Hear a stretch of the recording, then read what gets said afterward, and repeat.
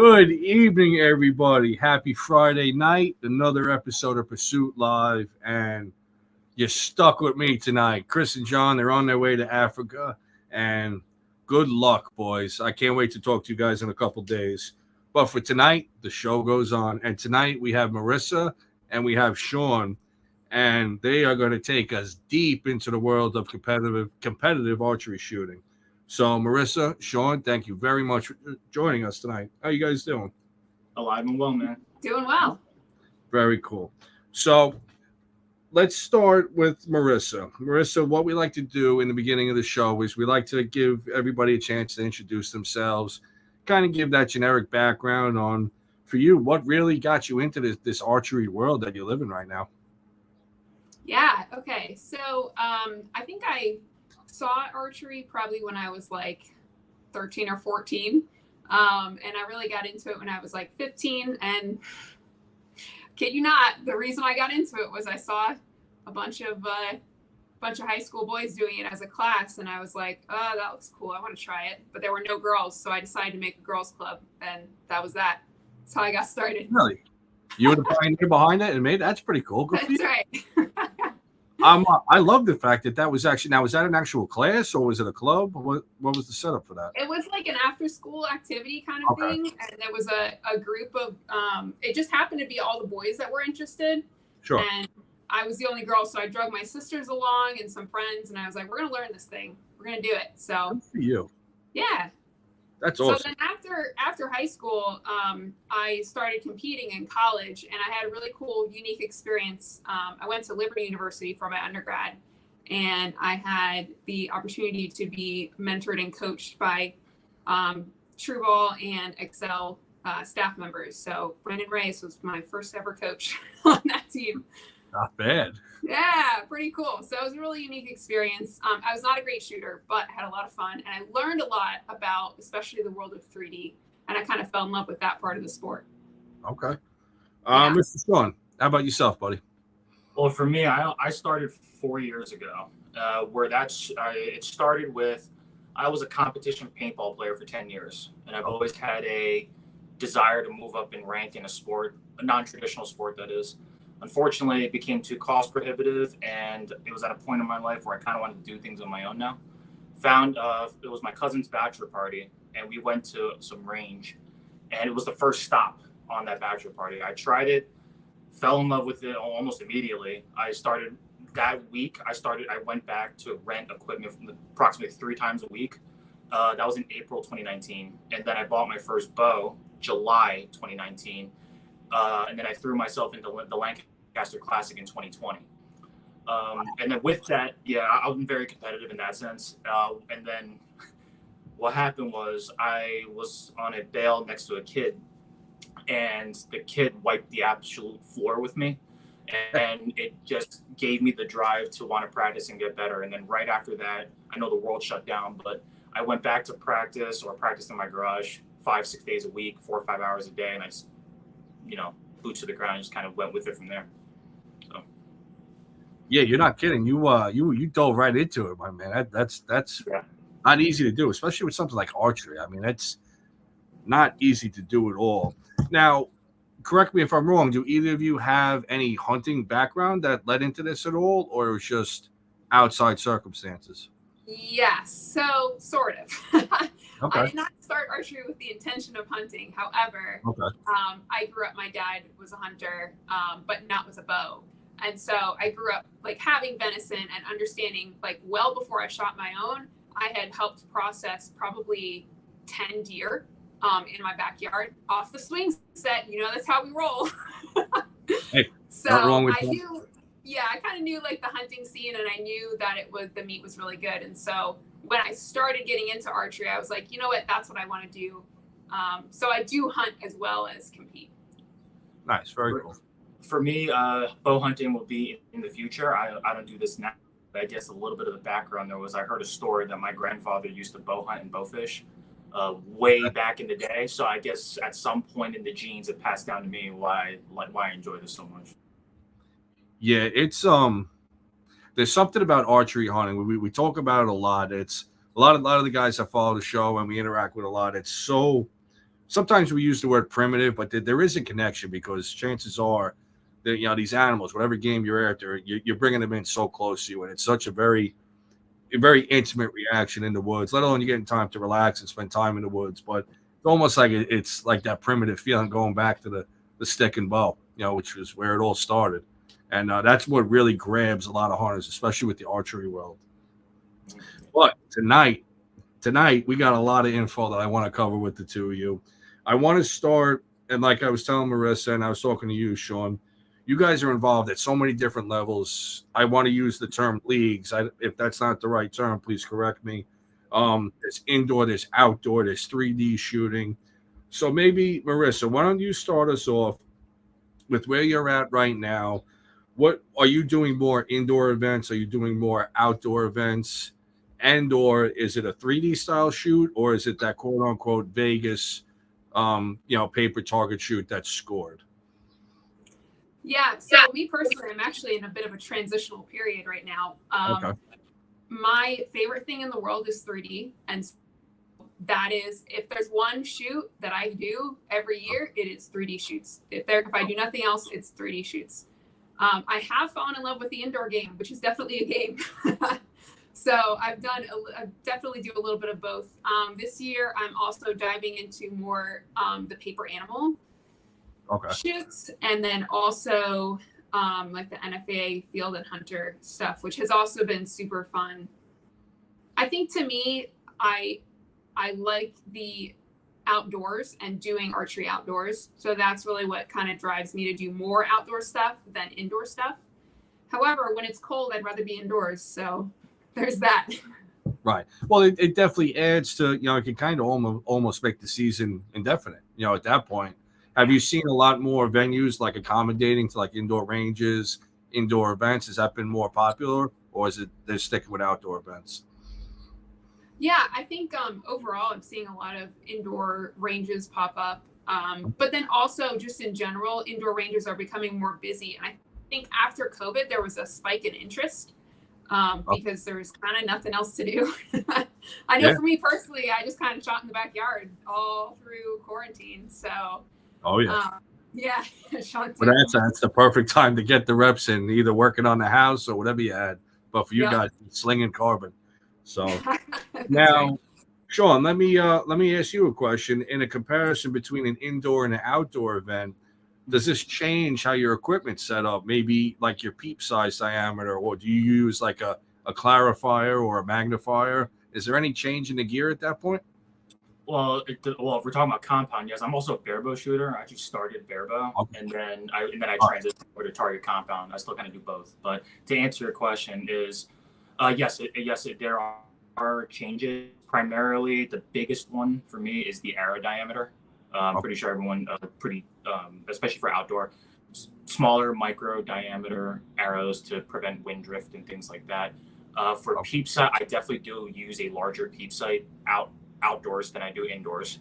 Right. And from a stabilizer perspective, I go heavier on my indoor bow, only because we're trying to shoot at something the size of a US penny or a nickel or something like that over and over again.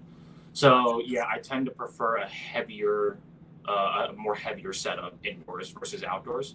And then it also depends on the format too, outdoors. So sure. Yeah, I know that could have almost been like a loaded question. There's so many variables: the wind, the humidity, whatever it may be. As soon as you get outdoors, so the micro diameter, obviously, these are more speed. These arrows are designed for more speed at that point. And are you looking for a 3-vein or a 4-vein setup at that point? So I've messed around with 3 and 4 veins. I ran a 4-fletch for a while. On my smaller arrows, I did. And then I tried to go back to a 3-fletch for the purpose of saving a fletch to see if it actually made a difference, at least for me personally.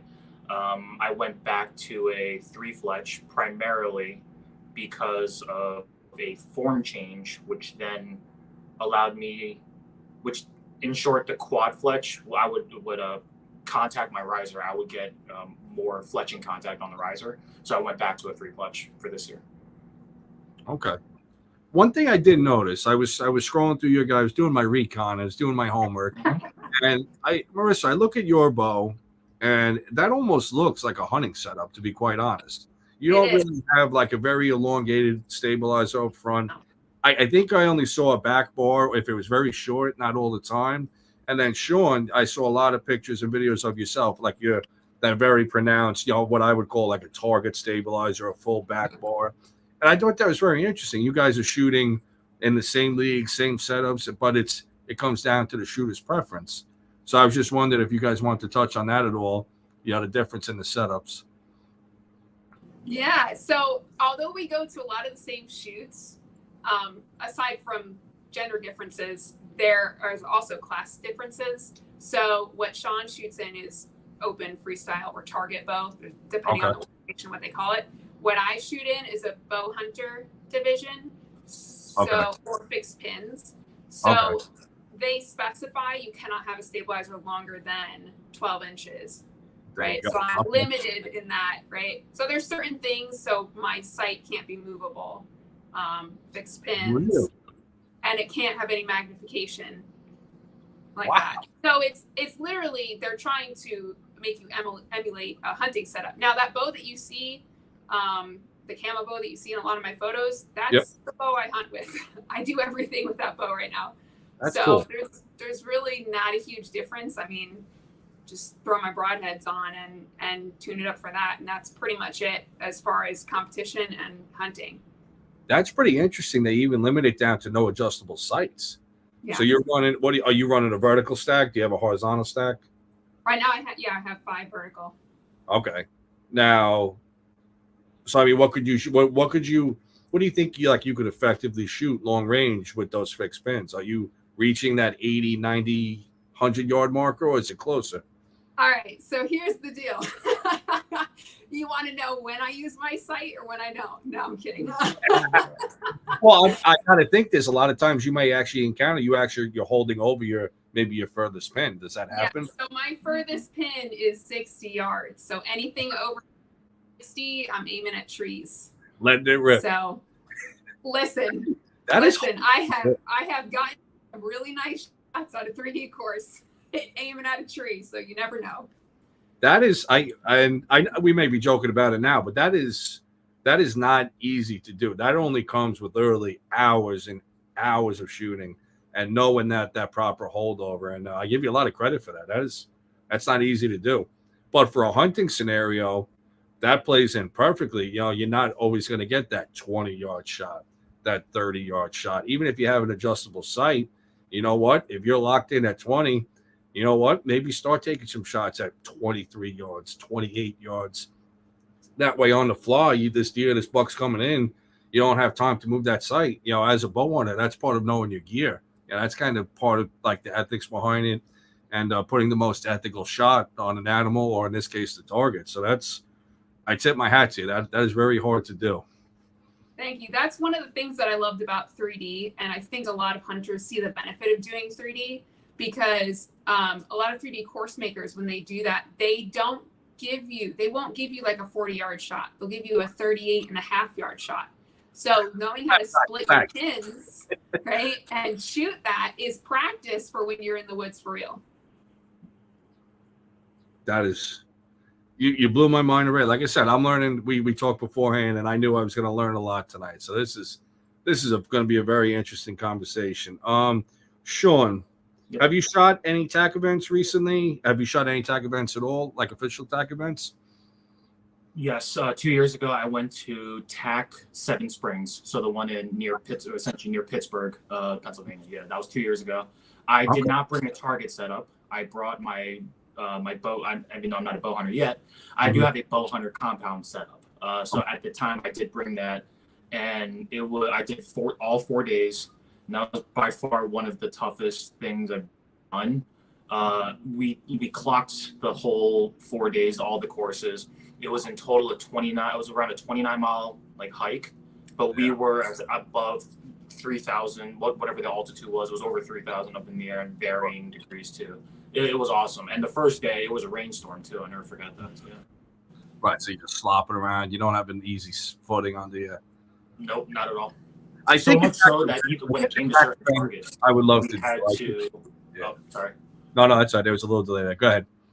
So much so that on some of the targets we had to sling our bows across us and hold on to a rope and lead us down a rock or a path. Yeah, we've had some of those too. So that was pretty cool.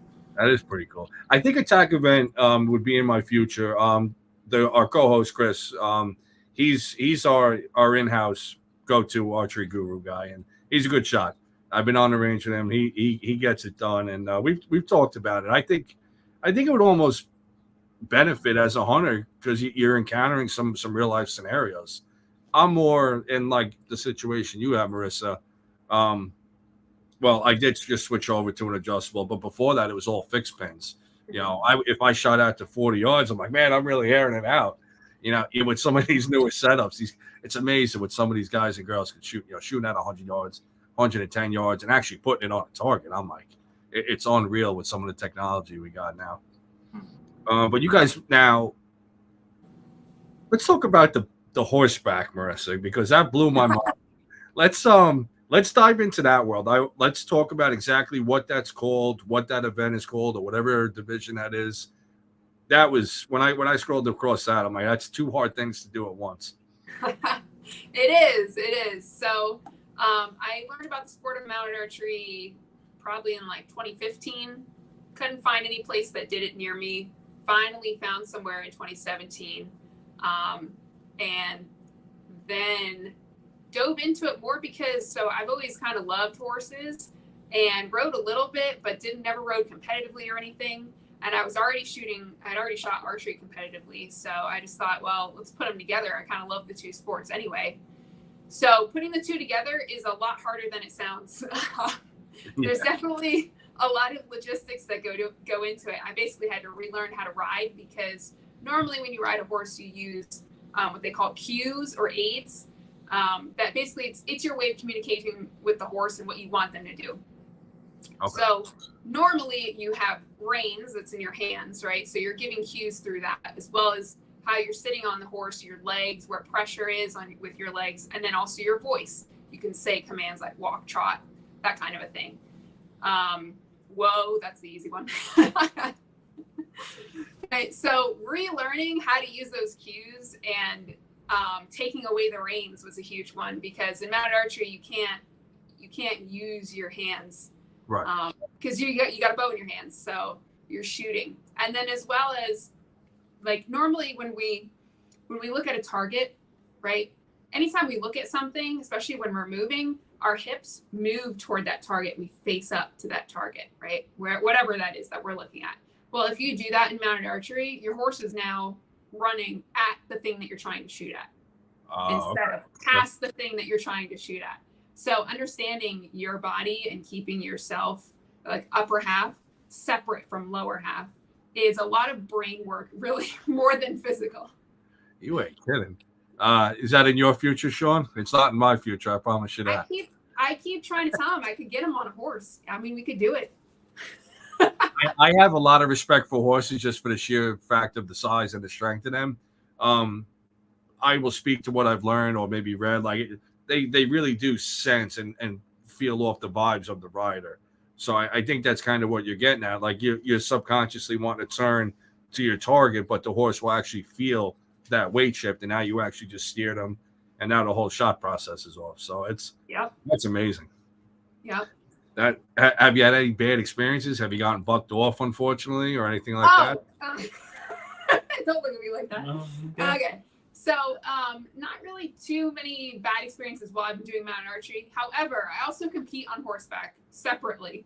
I do cows or rope, and I do competitive sorting and penning and all kinds of stuff. Yep. So, I just had a concussion a couple months ago. So it happens. Things happen. Yeah. We're working with large animals. Accidents happen. But I have been bucked, but not bucked off. I've been on a horse that's reared, run away, all kinds of stuff. You just kind of learn to live with it. Yeah. No, I think it's so interesting because you don't, especially that type of archery. I mean, I never saw it, never heard about it again until I was scrolling through your page. And that's kind of, sometimes we hate to say it, that is a compliment to the social media world that we live in. When it's used the right way, it can bring such great exposure to something where maybe otherwise people wouldn't even know about it. And tonight's a great example of that. Learn about all these different leagues, and it's available. Like, you don't have to come from the most rural town to pick up a bow and start shooting. I think it's becoming so much more compatible for somebody like, hey, I want to get into archery hunting. Where can I go to start? Whether it's rented gear or you get hand-me-down gear, but there's a way. If you really want to, you can get out there and start shooting. As they say, when there's a will, there's a way. That's right. Dedication. That's it. Right. All right, we're going to shift gears a little bit. Sean, let's talk about the origin story. Okay. Which origin story are we talking about? I believe it's the one that's on your sweatshirt there, if I'm not mistaken. Yes.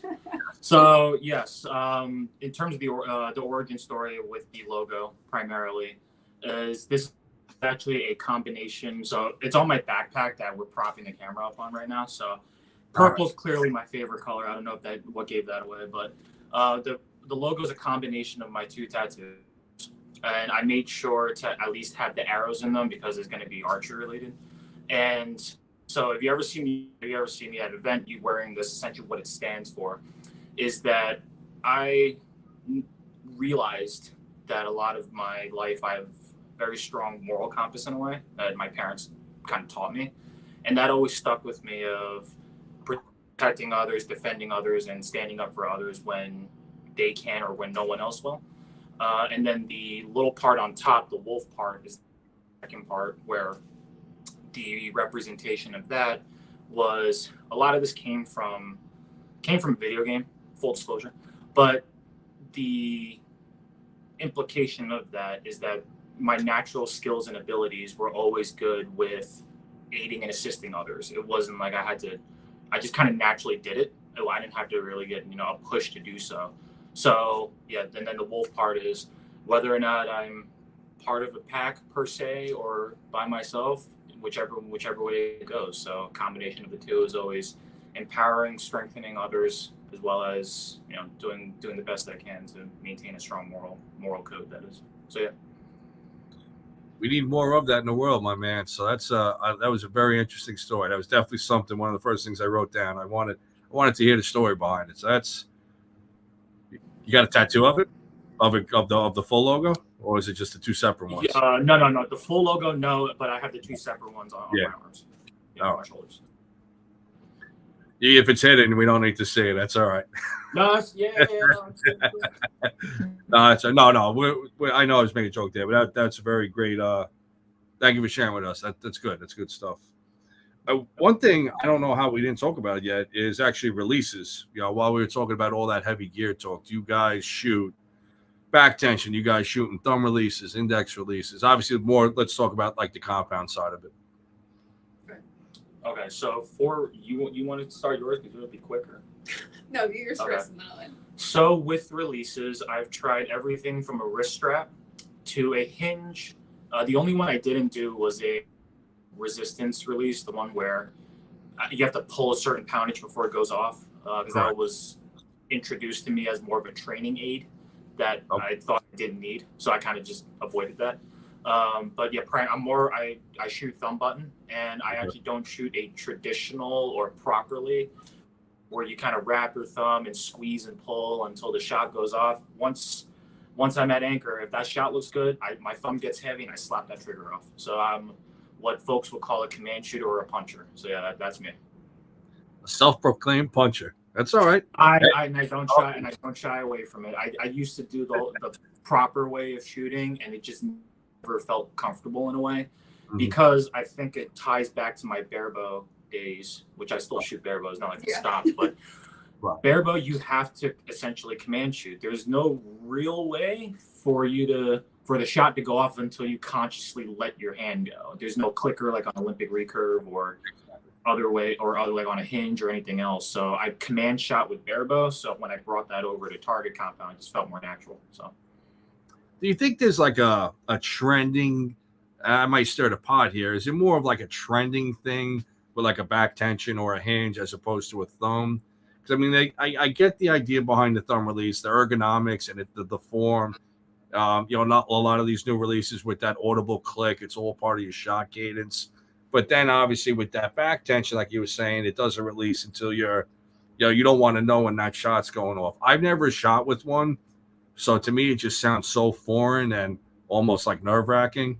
What would be a benefit to the back tension release if you could think of one? The benefit to the back tension release is that, I want to say back tension / hinge release. They go both names there for folks listening. For a hinge / back tension release, if you get very jumpy on your shots, I will say that the hinge will teach you how to shoot as properly as possible. Because if you do it wrong, you will see it downrange, and when you do it right, you'll know for sure that you did it right. So it's a way for people who get twitchy or target panicky, where they just start shaking. Target panic doesn't mean you punch it, but when you start getting shaky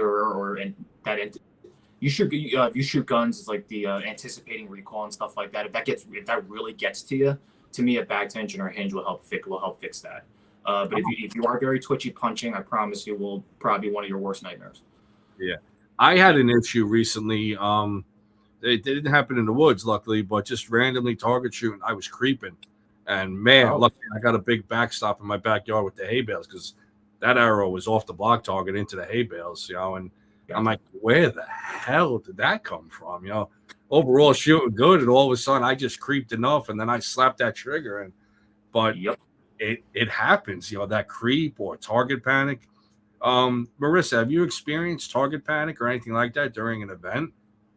Oh yes. I did a 3D shoot. Take that in the moment. I think I did a 3D shoot in college where there was one shot I took through the whole course that I didn't anticipate. I was right there, just kind of like, ugh. I remember one of the things that my coach told me to help me get back into the mindset, because a lot of it is your mind, right? Jumping ahead of the shot and not just anticipating that the release is going off, but what's going to happen when you release your shot. So one of the things he had me do was use some relaxing techniques, right? So things that would help me relax, and everyone's different, what that means to them, what that helps them with. Would you call it like a shot cadence almost, whatever that rhythm is that you do? Yeah. Okay. Yeah. No, that's all right. Keep going. I was just sometimes I like to clarify certain terms if maybe somebody was listening. Like I've always heard of that called as like your pre-shot cadence, whether it's you're counting to yourself or it's a breathing technique. Right. Everybody's is going to be different. Some guys like a kisser button, or I think some of them actually you can lock into the corner of your mouth almost like it's so. If you want it, I'm sure it's out there for you. If you want to strap it onto your bow and hook onto it, I'm sure it's out there. But target panic, without a doubt, you hear a lot in the hunting world, especially, and then you combine that with buck fever. Forget it. You got to be able to control those emotions, But at the level you guys are shooting at, there's money on the line. That's you want to talk about adding some pressure now to it. There's money on the line. So, what can you do? Let's say you're on the line, you're at full draw, and you got that infinity loop, and you just can't lock on the target. How do you overcome that? Okay. I got this one because this happened to me at Vegas this year.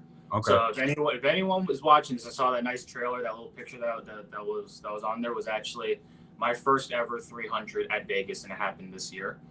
And if we want to talk about target panic, it got pretty bad where the last end, I knew I was clean, as in all tens, all in the middle. And I stepped to the line and my calves and my knees start shaking and I can't stop it. Oh, no. And it gets better. So I take my first shot because I was still relatively stable. And then by the second and third shot, I would raise my bow to come draw and I would be shaking so badly that you can actually just, from all the way back, you can see me shaking. Really? So much so that I would draw back, be here, and my hand would not stop. And what helped me get through that was I repeat to myself whenever I start shaking uncontrollably, it's the same shot.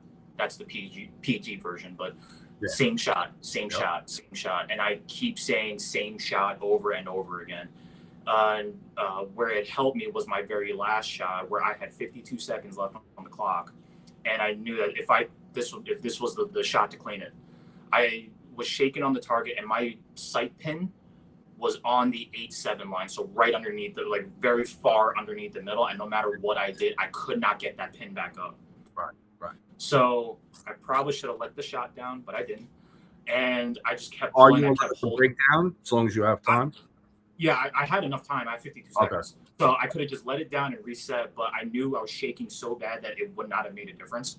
Right. So I kept pulling it, and the entire time I held that shot. I think when I punched it off, I had probably, I'm gonna say maybe around 30 seconds left afterwards. So that shot was a little longer than my normal one, but I held that and kept saying same shot the whole way through the full 20 plus seconds. Punched it off, and it was an X. So the I guess long-winded answer, same shot. I just keep saying same shot over and over again. I have a similar story from actually hunting. I went on a mentored hunt with UBNJ, and there's a little piece written about it in one of their journals. But we had them on a couple episodes ago. Great company. They're great, aren't they? Love them. Love those guys. So I was on this hunt, and my mentor's sitting in the blind with me, and you see, we can both watch my arrow shaking because my hand won't stop shaking. So we're watching these two does come in, and I'm just shaking. And he's looking at me, and he's like, "Are you going to be okay?" And I'm like, "Yeah, I'm fine." Like inside, totally calm. Outside, shaking. Yep. And similar, right? I knew, I was like, I just pull it back, and it's the same shot. It's the same exact thing. Everything that I practiced, everything that I do in tournaments, everything I do in 3D, I know exactly where to place that shot. This is where it's going to go. And I pulled back. I was still shaking. That pin was still moving. Yep. But I put it right on the center where I needed it, and the shot went off. So a lot of it, I feel like, is mentally trusting that physically you can do it. Oh, that's a good way of putting it. Yeah. Right? I like that. Yeah. Mentally trusting that physically you can do it. Yes. That only comes from practicing. You have to know your equipment. You have to know yourself and your shot process, or none of that is going to work. But then trusting yourself. 100%. But the both ways you guys worded that, I love that same shot mentality. That's actually going to be the name of this episode. I wrote it because when you break it down, it's so simple, but it's so effective. Like in your head, I know what you're saying, Bo. You've done this 1,000 effing times just in the past month. It's the same shot. Just do it. And then Marissa, for you, in the hunting scenario, you've been here before. You know what to do. Pull that bow back and shoot that sucker. Mm-hmm. But sometimes you just got to get in. You got to get in your head to get out of your head almost at the same time, which is not easy to do in the heat of the moment. Well, while you have it out, Sean, let's if you don't mind and you want to break down your bow a little bit, we'll talk about some of the accessories you got on there. Let everybody see what you do. Sure. So this is my target compound here. It is a Bowtech Rec 2, the 36 model, named Rena, by the way. My sight that I'm using is a Black Gold Competition 2A DT sight with an Excel scope. Hopefully I can illustrate all that. The Excel scope has a hunting pin. So I actually do shoot a single hunting pin for competition, and it's a 6X lens in there. What else is there? Equipment wise, all my stabilizers, they're all purple. I'm telling you, my favorite color is green. All my stabilizer stuff is the Dead Center Diamond stabilizers. And arrows, I shoot gold tip arrows, varying diameters for what the tournament calls for. And the release, I shoot a True Ball Abyss. In Abyss, I trust. That's another story, by the way. Do you got time for that story? That's the Vegas story too, the True Ball Abyss. Absolutely. Go ahead, buddy. So I got 2 witnesses. They're watching, Oscar and Fernando. Shout out to Oscar Fernando. So I bought a new release Thursday, right before Vegas started, when I shot that 300. Did you really? And yes. Hold on. I have witnesses for this. I was standing the line, and the main reason I shoot a Bowtech Reckoning was because of how easy it is to adjust without needing a bow press. So what I did was I had the release, I changed up the sensitivity and everything else like that. I realized my draw length was too short. So I lengthened my draw length by a 1/2 inch. And then I adjusted my let off because I wanted more holding weight in the back. Mm-hmm. And then I'm watching my arrows fly downrange. I'm shooting both eyes open. I can see they're kind of fishtailing a little bit. Okay. So I used an Allen key and I moved my cams. It was to the left. And then all my arrows started flying straight again. And then after that, I was like, my stabilizers ain't right. So I moved my back bar just a little bit. And then right after I did all that in practice, I couldn't miss. And then the next day, which was Friday, we shot I think we shot in the morning, 7:30 a.m. Then right after was when I shot my 326X. So in short, I did all that the day before on the line. And probably Oscar and Fernando looked at me like I was insane. And I still think I am. But somehow it worked. And then the cool part about this was the week after, I shot my first 360X on an NFA 5-spot face, the blue and white face. Yeah. So going forward from now on, the true ball of the one release I will shoot. Hey, literally tried and true at that point, man. You were trial by fire at that point. So I don't know how that happened. It was kind of weird that it did happen, but it did. So I was like, that's probably one of the best stories I'll have. So yeah. Hey, it worked out good. Yep. Marissa, you had a very positive encounter with the company that you started working with. Why don't you talk about that a little bit? Yeah, so this year is the first year that I started going and talking to companies and trying to get sponsorship. So I was working with the company 60X and 60X Custom Strings. They're actually out of Pennsylvania.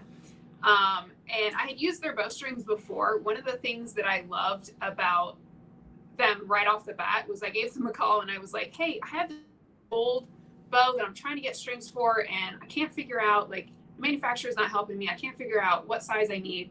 And so they said, okay, tell us the name of it and everything. And so I gave it to them. They said, all right, we'll give you a call back. So then they gave me a call back and figured out what strings that they could make for it, which is pretty cool that they were able to do that. And then the fact that they were so willing to not just work with me, but also that we're knowledgeable enough about stuff. Like I am not a gearhead.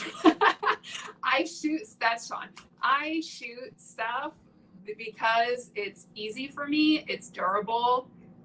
It lasts, right? And I don't have to change things very often because I really don't have time to do a lot of that. Most of the time, I just want to shoot, like grab my bow, shoot, practice. So finding a company that was that easy to work with about a random thing that I was like, I have no, otherwise no knowledge about it, no way to find out what I needed to know in order to order strings for it was pretty cool. But I loved how durable their strings were. And I love the fact that when I put them on, I really didn't see much like stretching or play or anything really. Right. It was pretty much throw them on, shoot, and then a year or two later, they're still shooting the same way that they were when I put them on, which is pretty crazy. So yeah. So there was no real break-in process you needed to do. You kind of, once you were good, you would set up, you were good to go. Yeah. Nice.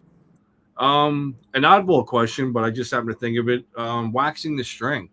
What is your guys' maintenance for waxing the string with all the shooting you're doing? I don't wax my strings.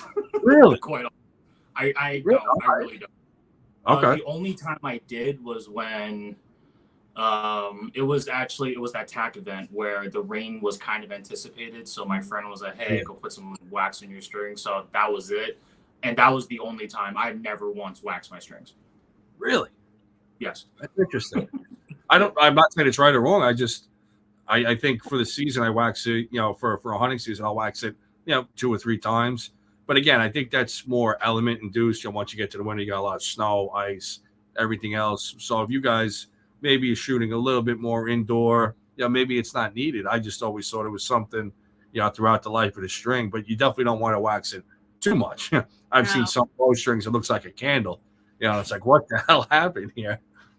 A little bit. For anyone listening, when waxing strings, do not wax the serving. If you wax the serving, it's going to come undone. It's only the string part, not the servings. No, that's 100%. You don't want to wax it before you shoot. You'll end up flinging the wax all over your bow and your components. So definitely do a little research on that. But it's what about yourself, Marissa? Do you do any maintenance like that with the bowstring wax? Yeah, I do because I'm good. Um, no, I do use wax string. I don't do it super frequently. Typically, what I'm looking for are if there are little like fibers that are starting to show. And I definitely want to get those tacked down before they become strands, right? And I'm also looking for, again, like resistibility to rain and stuff like that, because even though I will do indoor shoots during the winter, I'm still out shooting with the same bow. I'm still out hunting. So I'm still exposing it to elements. All during the summer and fall, I'm doing 3D shoots. So that bow is outdoors a lot. Right. And Okay. I will say it hits the dirt a lot too. Oh, yeah. It's got to be durable. No, without a doubt. That makes sense. I came across another note, again, another gear-driven note, but it's comes into play. The type of rest that you're both shooting. Is it a drop away? Is it a limb-driven? I doubt it's a whisker biscuit, but it could be. You want to go on that? Sure. All right. So I have a drop away rest on the frame. The current one that I have is cable driven. However, I am switching over to limb driven. Sean can talk more about that because he introduced me to the idea of it. Well, I'm curious. I went from QAD, drop away to a Hamsky limb driven. So I'm curious to hear what the story is behind that. Yeah, actually, I was a QAD cable driven guy when I first started shooting compound, and then I had 2 of them fail on me within 4 months of each other. Oh, really? Yeah. QAD is a good rest.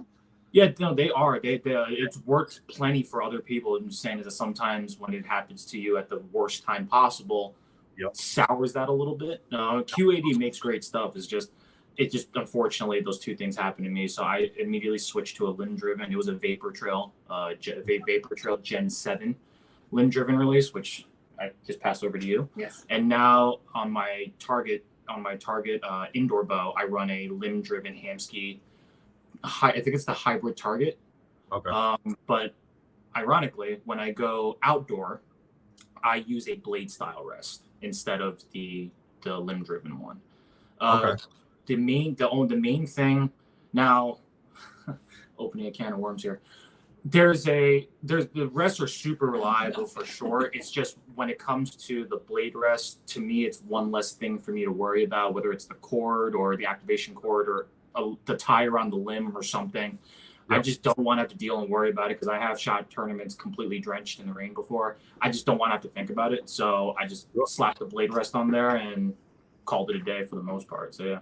Right. It's one less component without a doubt. Yeah. I kind of like the mentality of the limb driven where if this bow shoots, there's no way essentially for that rest to not activate. And I like the fact that it is field adjustable with that. Essentially, it's basically like a Prusik knot. You can adjust, take some of the tension out if you happen to notice a little loose. Again, I never had the QAD failed. It was just part of a bow overhaul that I was doing. I'm like, you know what? I went to a new site, new strings. I'm like, I was really kind of looking at each individual component, and I'm like, I was literally like this. I didn't know what to do. I'm like, I wanted to give the bow the best potential, let's say, to keep it living. It's already an older bow. Hamsky, tried and true company. So I went from one good company to another, just a different style. But kind of the mentality you're taking, it takes some of that potential, let's say, for it to fail out of the equation. Where the Hamskys never did. They never did. And on top of that, when I did test out using the limb driven outdoors in the rain, it still worked fine. It was just, but it's that little gnawing thing you got in the back of your head sometimes. Oh. But I'm just not worried about it. So yeah. Did you want to add anything, Marissa, on the rest at all, or was that it? No, that's pretty much it for me. I'm pretty simple. It's all right. Simple works. I kind of touched on some of the questions that came through on Instagram briefly there. There was one question early on about helicals. So maybe, Sean, when you're setting up, let's say, like a micro diameter arrow for yourself, do you put any extreme helical on it, or maybe just like something simple? I don't use a helical. I actually use an offset. Where this is some of the research. I haven't fully tested this, but I've seen videos online from the pros and things like that, where a straight fletch is usually faster. A helical is usually a little bit slower, but it stabilizes a little bit better. Right.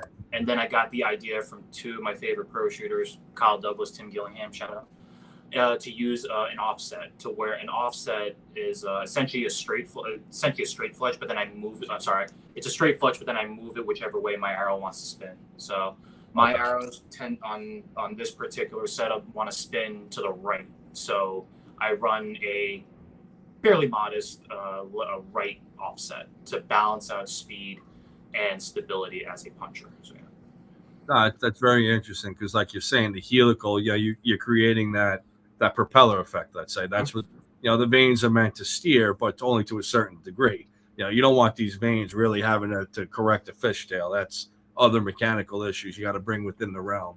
Yep. As good as like these max stealth vanes or attack vanes are, there is limits. You can't push them to the limits. So that's smart. Talking about the offset as opposed to a helical. So. It also made it so because I use a Bitzenberger, I didn't have to buy another clamp. So yeah, but that's a good clamp without a doubt. Do you mess around as far as like making any of your own arrows, Marissa? Do you get into that? You do? Good. I do, yeah. So I do I do the offset actually for compound shooting, but then for my horse bow, for mounted archery, I do a helical. Because when we're shooting, we're also moving at a pretty high rate of speed toward and then past our target. So right. We want to maintain the integrity of where that arrow is going. And also, I mean, as far as recurve goes, we're shooting fairly high poundage. So my horse bow is 45 pounds. So, I mean, it's still giving me quite a bit of speed out of it. So I don't feel like I've lost a whole lot using the helical. Right. Very interesting. I'm going through my notes. I had a feeling we were going to dive into the gear aspect of this quite a bit, which is always interesting to talk about. Let's bring it back, which you got, as the two guests of the show. What are some goals for the near future? Let's say about maybe like a 5-year goal for each of you. Go ahead. I have a 2-year goal. So the first goal right now is I'm shooting all of the USAT event, the USA Archery team qualifier events, with hopes of ranking high enough to try to make the team. So that's the goal I'm doing this year, and probably going to spill over into next year. Okay. And then simultaneously, I'm also doing the NFAA tournaments with I just need to do a field tournament to get my my pro card for NFAA. So that's the 2-year plan. 5-year plan is a little far out right now. So yeah. That's fine. Well, I wish you nothing but the best of luck with that, man. You're on the right track, without a doubt. From what I'm learning tonight, you're dedicated to it. With something like this, that's what really needs to get behind. So nothing but Christmas. How about yourself, Marissa? Well, I also have sort of like a 2-year plan. In 5 years, I just want to be shooting. Is that good? Okay. I just want to be still shooting. I'll take it. Take it. Are you guys noticing are you guys noticing like anything with the shoulders or the back end sore with all the shooting you're doing? Not that we're old, but I'm just saying you guys shoot a lot. So I haven't really had anything crazy. I pretty much everything that I do in life is very physical. Mm-hmm. So one of the things that I do for me personally is I work with a strength coach. And she's very good about helping me with mobility and understanding how my body is being used in the different sports that I compete in, and how exercises and things that I can do to create a better way of movement for myself in my life, going through everything, everything that I do. So that's been super beneficial to me. And that includes nutrition as well as, exercise and rest periods, and understanding what good sleep is and getting it. So there's been a lot of that that is, I think, prolonged my ability to do what I do. But I think that there's also a lot to be said for form there. Yes. And understanding your body, understanding what good form is, and then also understanding your body, because everyone's form is built differently. different size, different shape kind of a thing. So what may be textbook might not be correct for you when you shoot.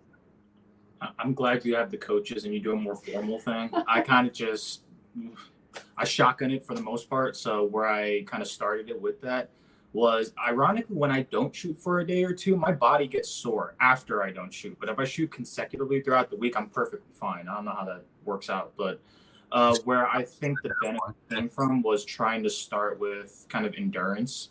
So when I first started doing bare bow, I would shoot 9 arrows per end, and I would shoot 4 or 5 hours a day for 5 to 6 days a week.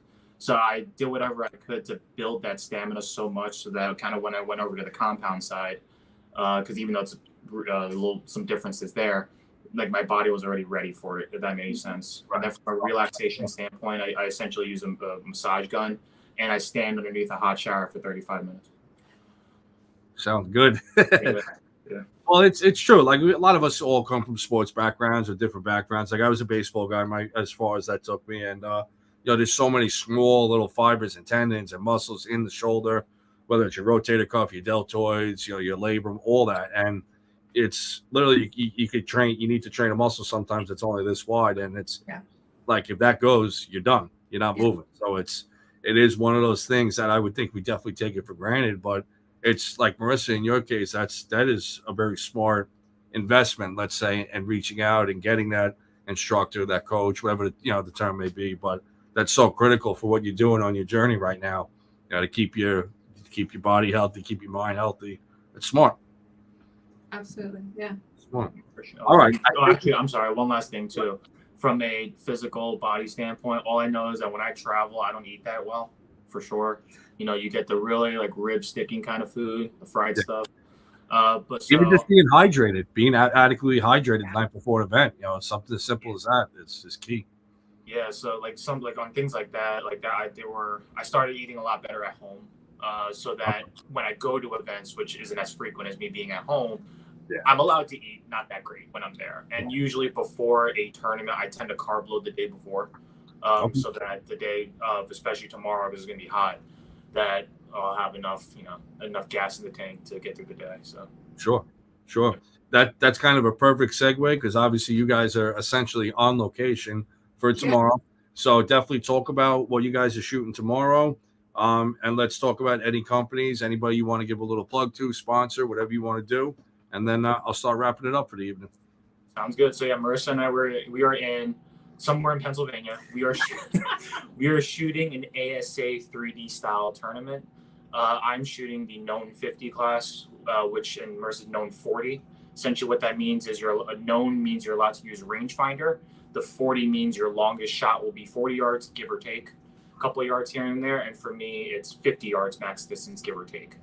So the round we're shooting is going to be 20 targets, 1 arrow per target, out in the middle of the woods somewhere. And that's that. Yeah, ASA 3D known. So the ASA 3D, for anyone who hasn't seen those before, those are super fun to do. So if you have any kind of, because they accept all disciplines, whether you're doing a bow hunter style, Olympic recurve, bare bow, one-piece longbow, whatever you want at an ASA style 3D event, those are some of the most fun events I've ever done. So just FYI there. Yeah, absolutely. From a company standpoint, my major shout out is going to go to Joe McGlynn from Proline Archery in Queens. Proline Archery is essentially one of the 2 ranges in New York City that are reputable. It's them and Queens Archery. So Joe McGlynn, Proline Archery is the one big shout out, because he was actually the main reason why I got the door open for a lot of from my other sponsors as well. In short, I met Joe once at the New York State tournament, and then every time after that, we essentially met at tournaments. And where it started was last year in Vegas. I just asked a question of how this stuff works, and then about it right after I got back, I was just all info questions, just wondering how all this worked. Come to find out, like about maybe a month later, he submitted a recommendation on my behalf, and I didn't ask him to do it. And And it's one of those jaw-dropping moments that he kind of explained like his reasons why, and I had not like I was just speechless at the time. So Joe McGlynn from Proline Archery in Ozone Park, check him out on Facebook. He's more active on Facebook, Instagram, and that is the range to go to in New York City. Speaking of opening the door, the door, what came from that is I shoot for Bowtech. I shoot all the Bowtech compounds, and I shot Bowtech compounds before I shot for them. Black gold sights that came from there as well. Dead center stabilizers, mounts, all of that. Gold to barrels as well. So and True Ball XL for their releases and scopes. So those are all the ones I would shout out there. So, again, thanks Joe from Proline. Really do appreciate that. So yes. I'm short and sweet. I'm just saying 60X strings is the one I have and the one I'll keep. Hey, that's worth it right there. So that's perfect. Very good. Why don't you guys let everybody know where they can find whatever social media accounts you're active on? Instagram, YouTube, anything like that? All right. So for me, you can find me on Instagram, Sean, SEAN _ Chan, CHA as an alpha and as a Nancy, 33. The profile picture is going to be a guy in purple. So I think and then from there, I put an aggregator link in there. You'll find my Facebook, my very inactive YouTube channel. But I also threw something in there too, where it's a link to where all my tournaments are and where I placed. So essentially through my Instagram, you'll also find my Facebook profile, which they're all linked. And Perfect. Yeah. So for me, you can find me on Instagram. It's Marissa, MARISSA .SCALZO. I'll say that again because that's a long last name. So it's my first name, MARISSA .SCALZO. And you'll see a lot of stuff on there. So that's my competition stuff. You'll also see my mounted archery stuff. You'll see some of the horseback riding stuff that I do. And then you might see me on a lot going on that page. There is a lot going on the page. You're not gonna miss it, I promise you. Very cool. And obviously, if everybody that's listening and watching, whether it's tonight or later on, both of these accounts are going to be tagged once we get this up and shared along the way. So definitely, follow along. I had a great time tonight talking with both of you, getting to learn you a little bit more. You guys are welcome back anytime. If you got some more shoots coming up in the future, down the road, whatever it is, by all means. That's I think the whole team here at Pursuit Live, between Chris and our production manager Rob, who couldn't make it tonight, but he spoke highly of both of you and high support of you. So anything we could do to bring some more awareness, to the great sport that you guys are involved in, just let us know.